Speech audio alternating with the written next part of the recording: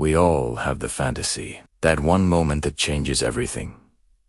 The numbers match, the business sells, the investment pays off in a way you never thought possible. Suddenly, the stress, the debt, the worry, it all evaporates.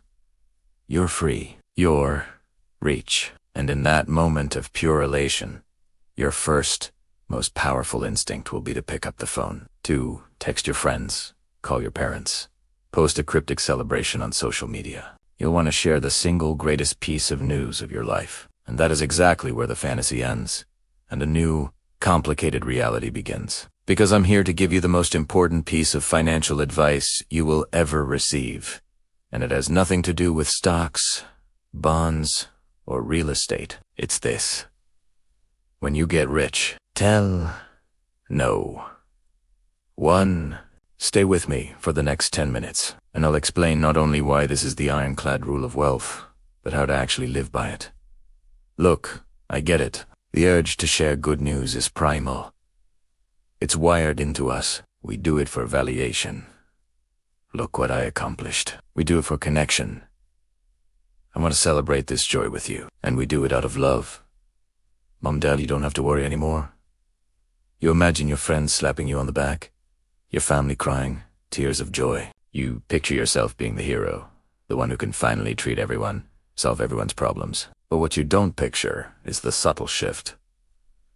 The change in the air. The first time a friend makes an offhand comment about you, covering the bill from now on. The first time a cousin you've heard from in a decade calls you up with a once-in-a-lifetime investment opportunity. These are the first small cracks in the foundation of your relationships.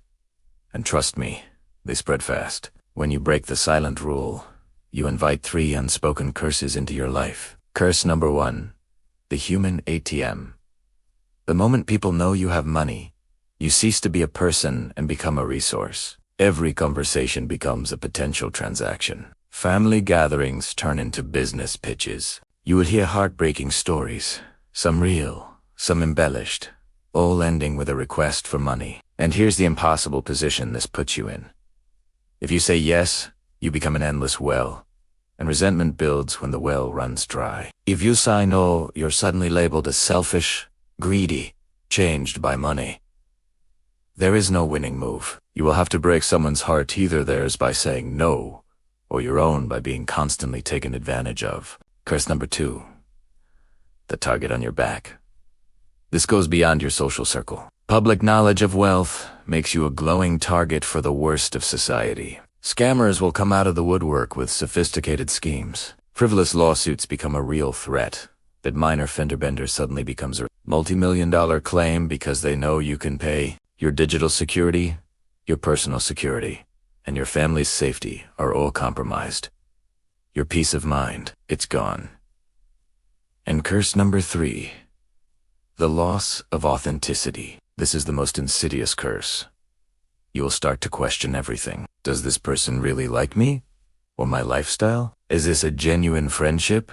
Or a strategic alliance? When you meet someone new, the doubt is always there. You lose the ability to form authentic connections, because the money enters the room before you do. The greatest luxury isn't a fancy car. It's the ability to be loved, respected, and valued for who you are, completely independent of your net worth. Broadcasting your wealth takes that luxury away from you forever. Okay, so I've scared you.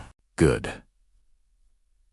Now let's get practical. How do you enjoy your new financial freedom without setting your life on fire? It's a strategy called stealth wealth.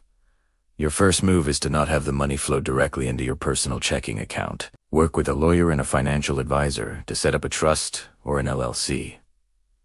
This creates a legal and psychological barrier between you and the money. When people ask for help, you can honestly say, "My finances are managed by a trust with very strict rules."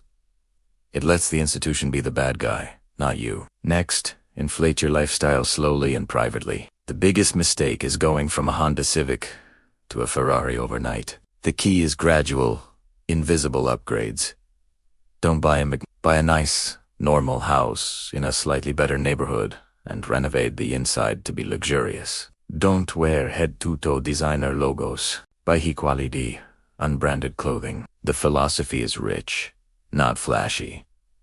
Invest in experiences over objects. No one questions a fantastic trip to a national park, but they will question a $50,000 watch. Practice your story. People will notice some changes. When they do, have a pre-prepared, boring, and believable story. How'd you afford the new car? I got a great deal on the financing, and my old one was falling apart. Just a small monthly payment. You quit your job? I'm taking a sabbatical to figure out my next move. I've been saving up for years for this. Make your life sound responsible and slightly boring, not like you won the lottery. And finally, plan your generosity. This rule isn't about becoming a selfish dragon hoarding gold. It's about being in control.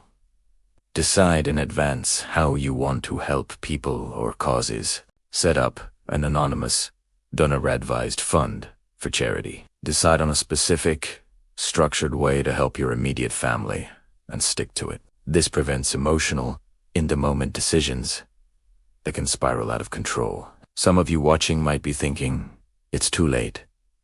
Already told my family and friends. It's okay. You can't put the genie back in the bottle, but you can change the dynamic. Set clear boundaries.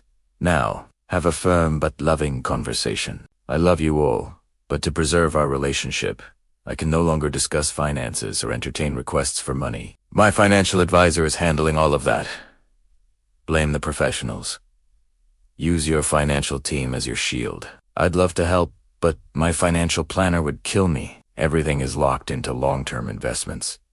And downsize your visibility. Slowly start to remove the obvious signs of wealth. Stop paying for everything. Talk more about budgets and expenses. Re-establish a sense of normalcy. It will be awkward at first, but it's necessary to reclaim your relationships. The goal of this isn't to live like a paranoid hermit.